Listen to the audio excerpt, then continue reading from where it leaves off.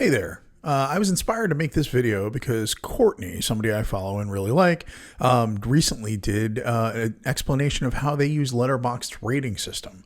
I figured it would be worthwhile because a bunch of you follow me on Letterboxd, and it might give you an insight into when you see a review from me with a rating, what I am trying to tell you by that. So let's start at the very bottom. If there is a movie that's reviewed that has no stars at all, it means I probably didn't finish the movie. It means I tapped out. I could be watching it in phases, but I have not made a final decision about it. So 0 stars means nothing. Hang in there. That's usually what it means. Or read the review and see if I said this stunk so bad I didn't even want to finish it.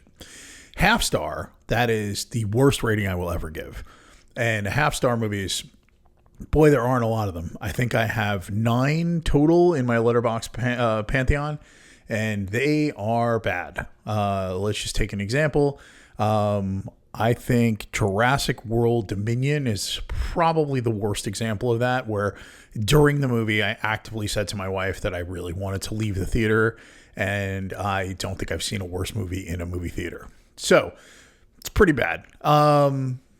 We move up to 1 star. So 1 star is a pretty sad rating from my perspective because it means that I probably don't hate it as much, but I really don't like it. So I don't have a ton of those in my world, but let's take a quick look. I have 21 films that fall under that space. It's a movie that could have been good, or I was hopeful for, but in the end I was like, it fell off a cliff. It never got better. A good example of something like that is probably The Gorge from our friends over at Apple. It has Anya Taylor-Joy and Miles Teller, and the concept was really cool, but boy, it stunk. It just never came together. Or Queen of the Ring, a movie I was really invested in, and I just never got there. The script wasn't good. I really liked the actors who were a part of it, but boy, it just never took off. And then we get up to like 1.5 stars. 1.5 stars is an interesting one. I have 46 films in that space. It's probably something that really, really made me more disappointed than angry.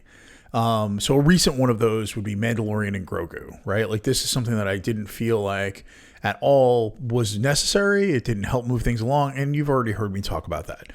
So let's go to one that I think might be more interesting. Solo. So Solo, a Star Wars story. It is not Eichenreich's Aiden's fault in any way, shape, or form. But that movie did not make the universe bigger. It felt like it was smashed together, and it made me really disappointed because I was hopeful for a Solo movie. Let's jump up to 2 stars. So for me, 2 stars is pretty common. It's getting more common. We got 69 films in that rating. And these are just movies that I was like, you could have been better. You're so close. Or you have a great concept and something that really stinks. So let's see, what's a good example of one of those? Caught Stealing. I feel like Caught Stealing is a movie that I should have on the surface liked a lot more, but it feels out of time. It feels like it is a throwback to a different era, and it's full of actors I really like. So 2 stars, pretty indicative of what a 2-star rating looks like for me. 2.5 stars, I got lots of those. This is usually a movie I was interested in that I felt like had a shot, didn't get there, and wasn't egregiously bad, but it's sort of heading towards meh territory. So like The Bride, I was super disappointed in because I was super excited about the process as an example from the last year, but it really just didn't ever come together. It felt frustrating. But like there's enough there that I was like, this is not terrible. Trying to think of another one that I can give you that is pretty close. So The Last Showgirl. So The Last Showgirl, I really think that Pamela Anderson did a fantastic job. I don't really love the way that the movie was scripted or directed or cinematography, but I liked a lot of what was happening in that movie. It just wasn't something I could say I recommend. Now, 3 stars is interesting because I go 3 stars and 3 stars with a heart. And 3 stars is something where I'm like, this is okay. I might be able to recommend this. 3 stars with a heart is where I'm starting to turn a corner and say, like, I would probably consider recommending this in a more positive way. Not just like, I would say like, yeah, you should probably see this. I mean, some good examples of that are like Maxine. So like I really liked X and Pearl a lot, and Maxine was just okay, but it didn't get the heart for me, right? I didn't get there with that movie. Whereas I can say, how about Companion? Companion I gave 3 stars and a heart, and I would pretty much say that movie is one you should watch. I just don't think it was great. I think it was cool. I liked the people. Yeah, it was pretty good. Everything above 3 stars is probably going to have a heart. So 3.5 stars is pretty common for me. I have 564 movies at this point that are in that space. These are movies I liked, that I had a good time with, but they didn't cross into special. And I think there's lots of reasons for that. Let's see if there's a good example of one. Let's see. Let's make some people mad. How about Begonia? As much as I think Begonia is a beautiful movie and I really liked it, in the end, it didn't resonate for me when I saw it. I think I've seen it once or twice since then, and I would consider moving it up a little bit. So that's not a good example. Mickey 17. So Mickey 17, I love the concept. I love what Robert Pattinson is doing. I would definitely say people should see it, but it's not a great movie. It is not one that I would say is an all-timer that I would go back and revisit many times. So I think the bigger threshold here is probably not only was it good, but would I watch it again? And I think that's important, right? Because if I'm going to watch it again, if I'm going to recommend it, I'm probably going to sit and watch it with you. So I think the big distinction between 3.5 and 4 stars is probably that this movie is pretty amazing, and I would probably watch it with you. So I have about 437 films that are in the 4-star range, and they're all over the spectrum. Like this year, I gave Extra Geography out of Sundance 4 stars and a heart, and it's still in my top 10 films, and I really loved it. I think it's super special. I think it's very different. But then there are movies in this space that are not even close to something that I think would be considered that by many other people.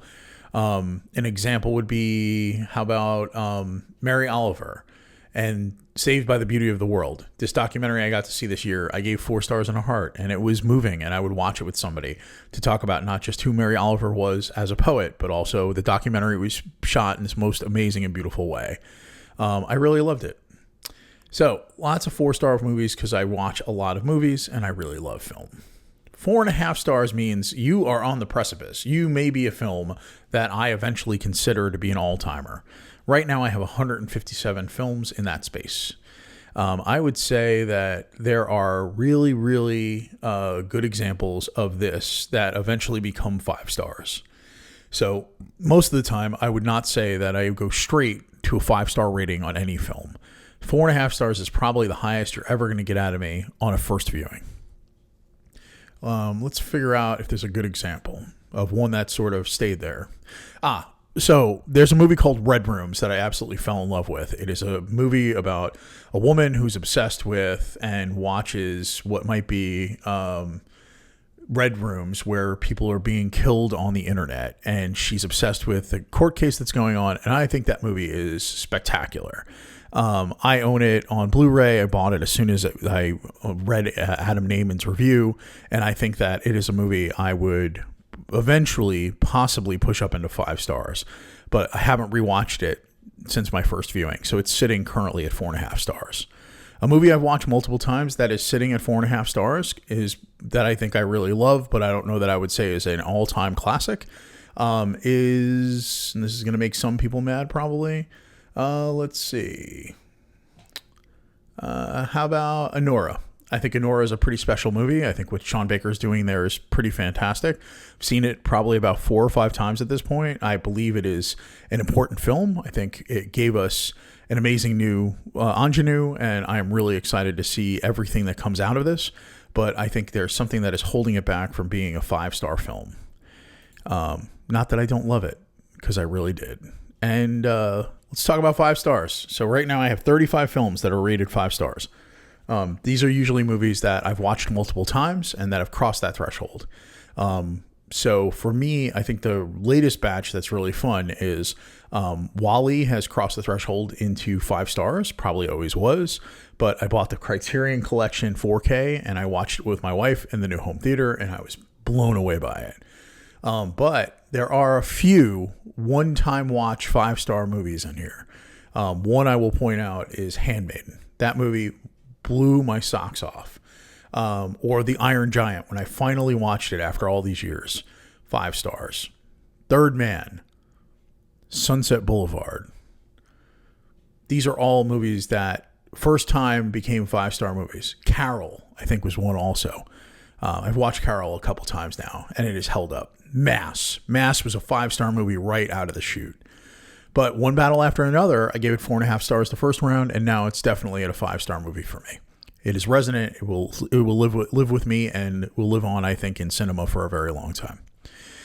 So that's it. That is my way of utilizing the ratings and review system that is built into Letterboxd. I hope it gives you some sense of what you're seeing when you see a movie that I review.